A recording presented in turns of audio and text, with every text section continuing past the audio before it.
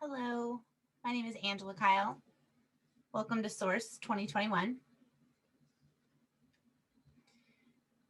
Going to start my presentation.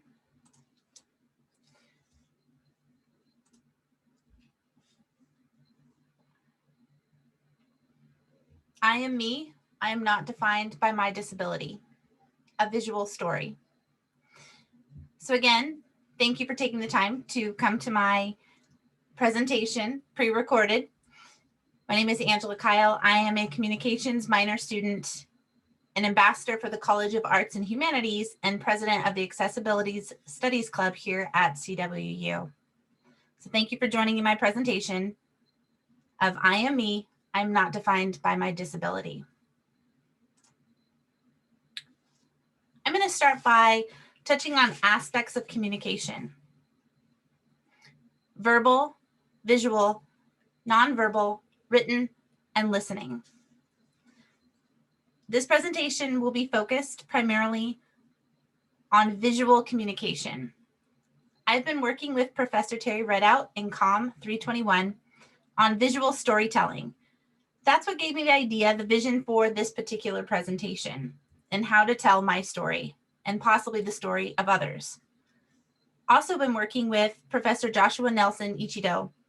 He gave me insight on and aspects of communication. So when you look up communication, you may come across 4 types. I'm going to focus on 5 components of communication. So as you see, I have it listed here: verbal, visual, nonverbal, written, and listening. Verbal is words, sharing of information. So for example, adding my voice to this presentation is an example of verbal communication. Nonverbal is everything that communicates but isn't a word. So my body language, my hand gestures, which can be difficult to read over visual components such as Zoom. Visual, the important piece, the aspect I'm most focused on for this presentation, is visual communication. And for me, that's a photography component. So with photography, you can really bring that emotional reaction. I'm sure many of you have heard the quote, "A picture is worth 1,000 words." And then we have written. So stating clearly in written word to convey, to communicate what you want others to read. And that brings me to listening. So again, I talked about 5 components, and listening is one of those components. That's that encoding information. That's that active listening and how you perceive information. So for example, how you all are going to perceive my presentation today is one component of communication. So I, as the presenter, don't want to overlook that. I want to be able to put out my presentation, and I'm hoping that you are able to listen, hear it, encode what I'm trying to share.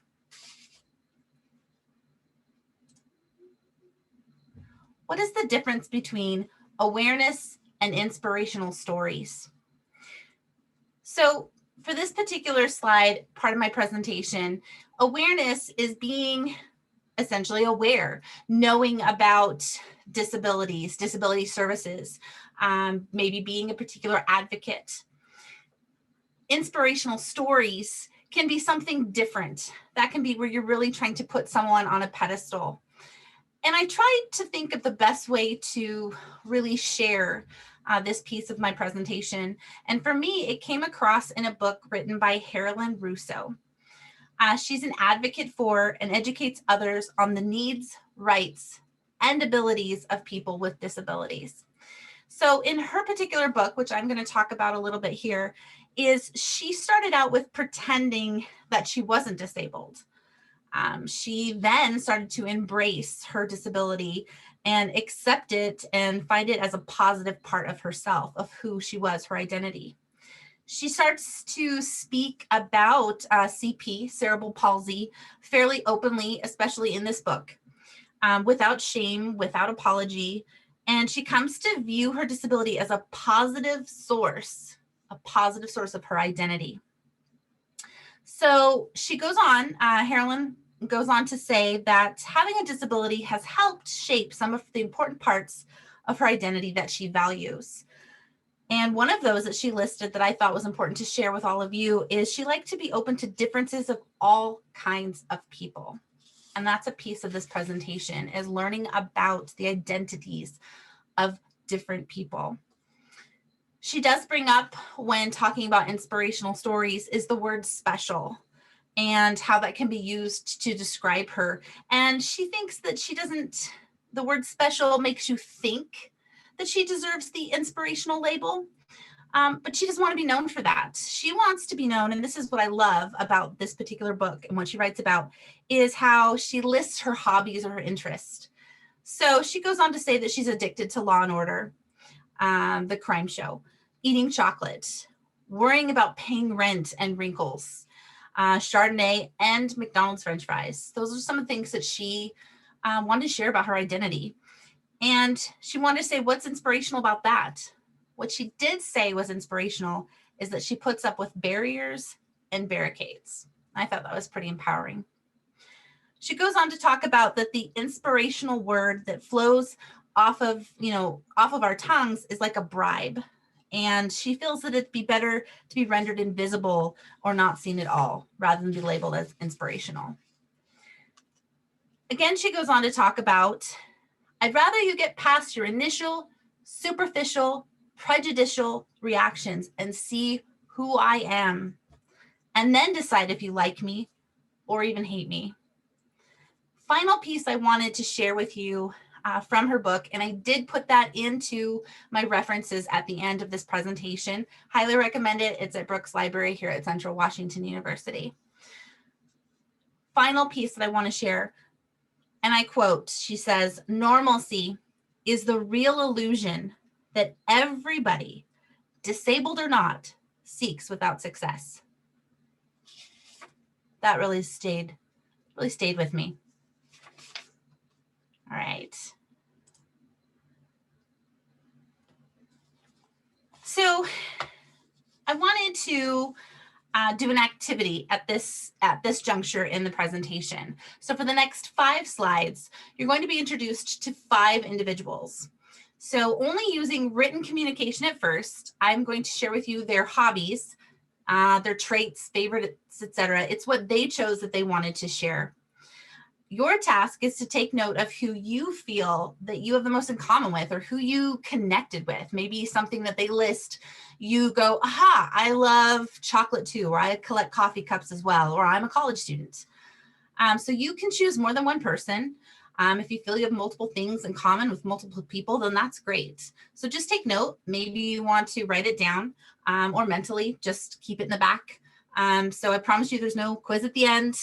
But I just want to see, when I go through these next 5 slides, when I'm introducing, and again, it's just that written communication piece, what do you feel you have in common with these individuals? Maybe not all of them, maybe just one.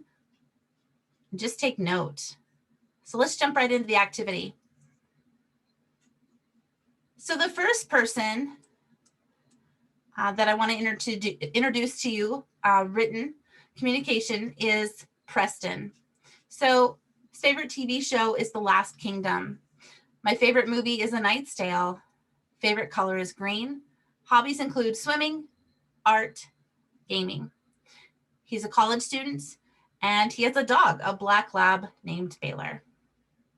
So this is what you know about Preston. I'm going to go on to my next individual I want to introduce you to is Angela. She's allergic to dogs and cats. Favorite TV show is Gilmore Girls. First generation college student. Favorite color is teal.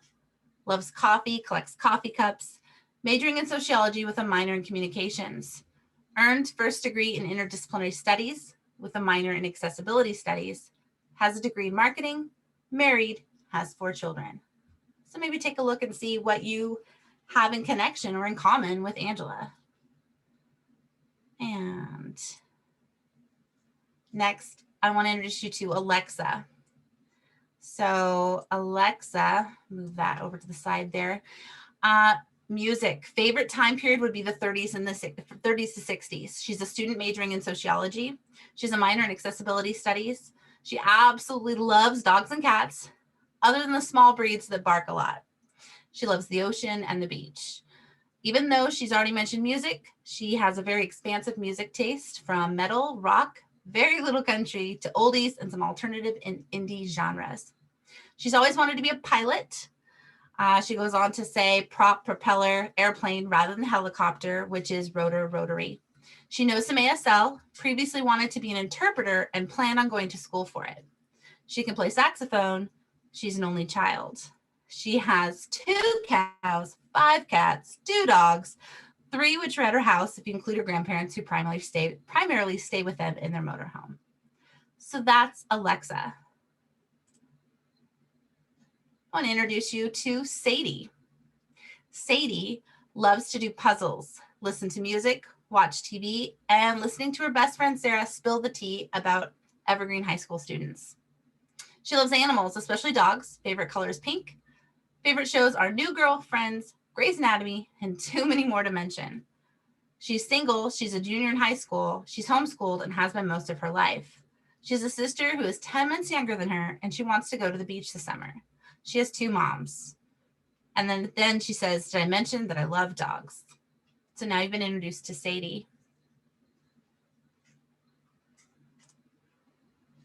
I want to introduce you to Stephanie. Stephanie's favorite TV show is Grey's Anatomy. Favorite color is red. Her favorite animal is an orca whale. Favorite flower is roses. She loves hearts. Her favorite holiday is Christmas. Loves Starbucks coffee. Who doesn't? Huge Mickey Mouse fan. Has 16 tattoos. Loves swimming. Has a daughter and has 1 cat.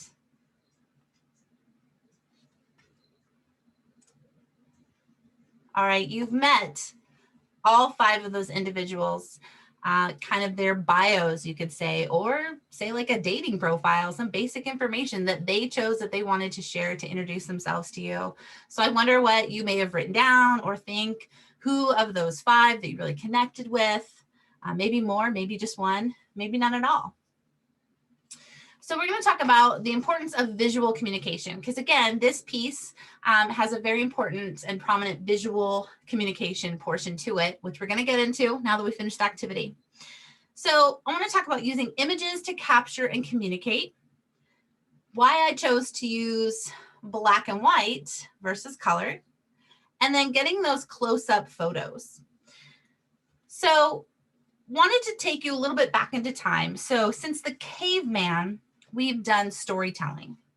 People have been telling stories with pictures for years, for ages. The stories must catch and hold the viewer's attention. The viewers must have been entertained, essentially, by the storyteller, by me, and hopefully retain the message that I'm putting out there. We'll be getting into a storytelling portion a little bit later in the presentation. But I want to focus on the next piece you're going to get, that visual component, are the portraits. So you've learned the bios of the individuals. Next is going to be their portraits. And so I focused on portraits, getting those close-up photos, and I went with black and white. I feel like black and white photos are very classic, especially when you're doing portrait photos. It's really important, I think, to get that eye contact from your subject. And make sure when you're getting those photos, like in the process, is that you're putting your subject at ease. That's one of the things that I really worked on and learned about, is putting that subject at ease while you're photographing them. And then, they'll look at you while you talk to them, or perhaps you can have someone else on the photo shoot with you and they're talking, putting that person at ease while they're interacting with them. Then you can focus on, getting those close-up photos, because you are kind of in their space. And then make sure to look for light. That's very important. And avoid those busy backgrounds. So you're going to take note that in some of the backgrounds of my portraits, I try to keep it as simplistic as possible so that you can focus on the individual.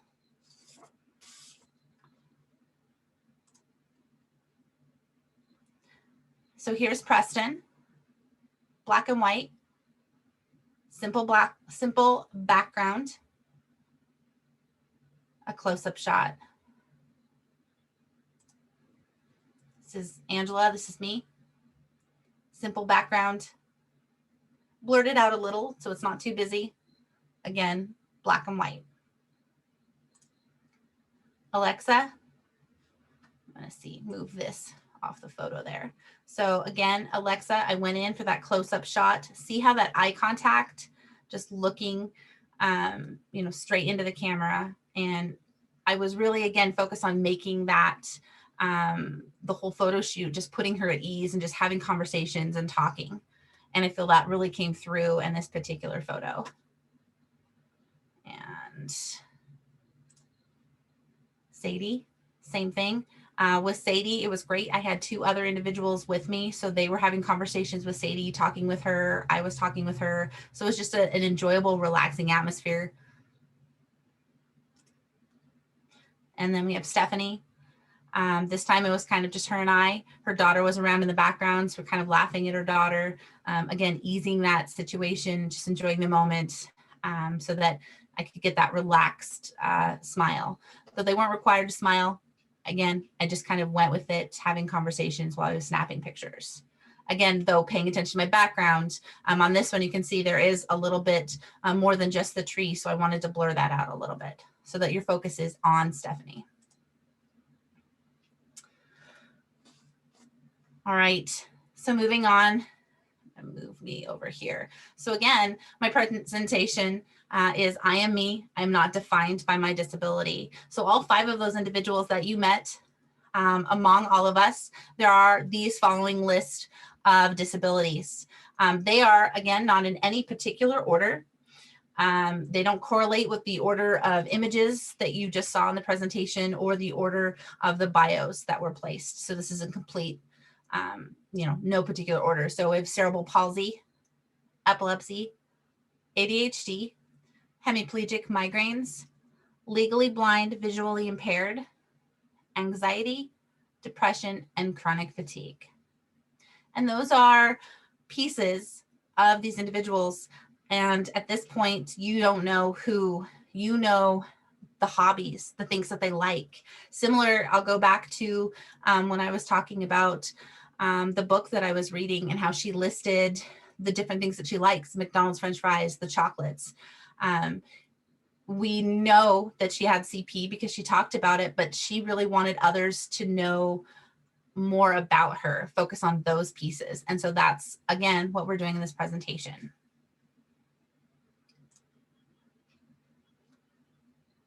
So I am not defined by my disability. If you take anything from this presentation, it is my hope that it is awareness, that people with disabilities are people first, and we're not defined by that disability. So it was during my first internship with the WSSB, the Washington State School for the Blind. It's over in Vancouver, Washington, that I first realized my lack of knowledge. And I really felt that was key when I chose the minor in accessibility studies at Central, was to learn. And I chose to challenge myself by taking that internship and really just throwing myself into that community. And I was learning about different ways to communicate.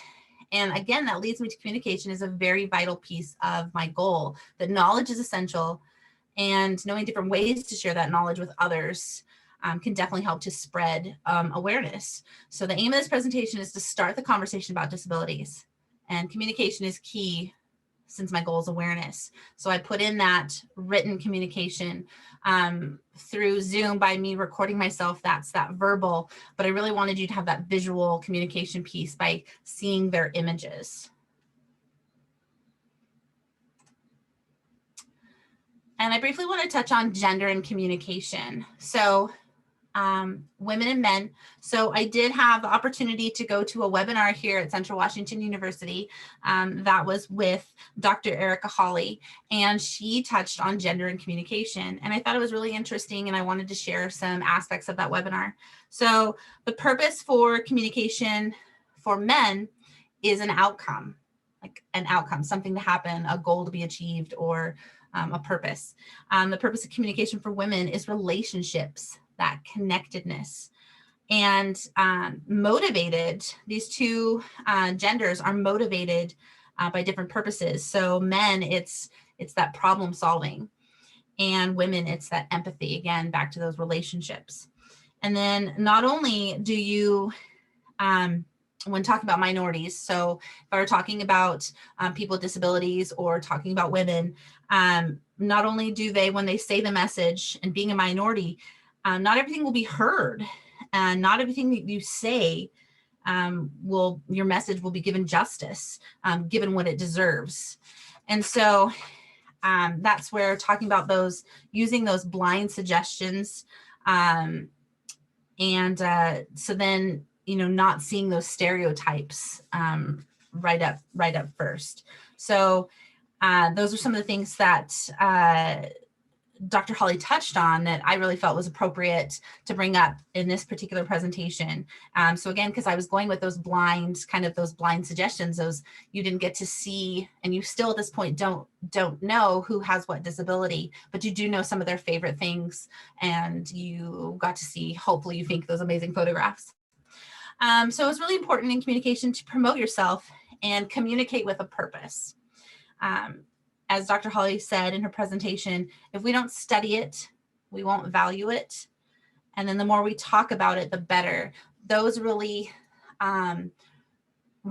stayed with me, that this is really important, this presentation, to study it, to talk about it, to put it out there. Talking about disabilities and talking about stereotypes and talking about that a disability is just one piece. So we're going to get into, earlier I said telling a visual story. So this is why one of my favorite parts was using images.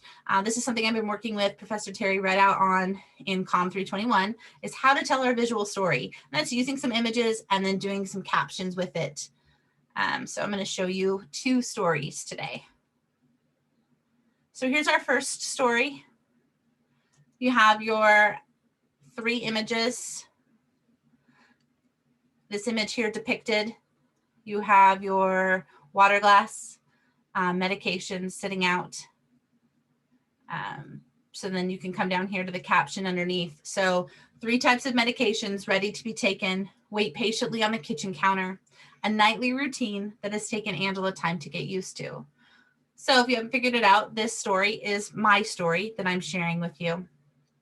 In this next one, you see me covering my eyes. I actually wanted you, as the viewers of this presentation, to really get a feel for what it's like. And so I had actually asked my husband to take a photo when I was having one of my auras and having one of my migraines. So covering her eyes to avoid sunlight streaming in the room, Angela Kyle's a frequent sufferer of hemiplegic migraines. And then this third image here, again, those medications lined up, 2 different medications, one to be a preventative and then one that's more of an emergency when the migraines come on. And then so reading the caption helps finish tell the story. Hemiplegic migraines come with an aura that has stroke-like similarities, including weakness on one side of the body. So this is just me telling that, that visual story. And sorry about that. Second story here. So again, moving on to our next story. So you've got 3 images across the top of the screen that you're looking at. And these are 3 different views of a wheelchair. So we'll come to the caption here. Today's wheelchairs and scooters provide those with cerebral palsy greatly improved mobility. Our next piece here, I got in a little closer to the wheel. And today's wheelchairs offer numerous options to match the equipment to the individual's height, weight, posture, and their support needs, which I thought that was really important that was stated, their support needs. And then our third, reading the caption, connecting it to the photograph above it, it's important to match the wheelchairs to an individual's needs, including desired colors. The pink base of the wheelchair is a hint to this owner's particular style. So all of those needs are being met. And so that's another example of a visual story that I wanted to share. This one was not my story to tell, but I did get the opportunity to share it with all of you. And these are my references.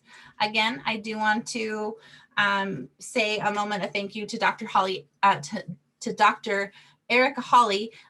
It was one of the College of Business's webinars, and she spoke on gender differences in communication, and it really spoke to me, and I wanted to include it in this presentation. Josh Nelson Ichido, communications professor at CWU, and he's the advisor for Lambda Pi. He's been very helpful and resourceful for different, those aspects of communication. And then Terry Redout is my advisor for this presentation. I've been working with her on COM 321 this quarter, and she's been just phenomenal with helping me focus on my photography and captions and how to really give that visual story so that I can tell those stories and so that I can bring awareness to things that matter. Harolyn, I'm pronouncing it Rousseau. I could be wrong, but I'm listing her under the references. That is the book, Don't Call Me Inspirational, A Disabled Feminist Talks Back. And that is at our Brooks Library. You can get that, and I got it as an ebook, and highly recommend it. It was a great read. And then the last reference was this Renee Warmbrat. She's an RN, a CPNP, and then she did an article about living with cerebral palsy. And in particular, this one was cerebral palsy wheelchairs and scooters, which I used for that visual story piece. And last of all, I just want to say thank you to all of you that took time out of your day. I hope that this presentation brought some awareness to you. And I hope that you were able to encode my messages through listening. I used, again, different forms of communication. I started off with the you had the verbal, because I have this piece where I'm recording myself. You have the written, where you're introduced to the 5 individuals, just their written bios, what they wanted to share. And then I went into that visual communication where you're able to connect their portrait with their bio. So thank you again. I hope all of you had a wonderful time at Source 2021 here at Central Washington University.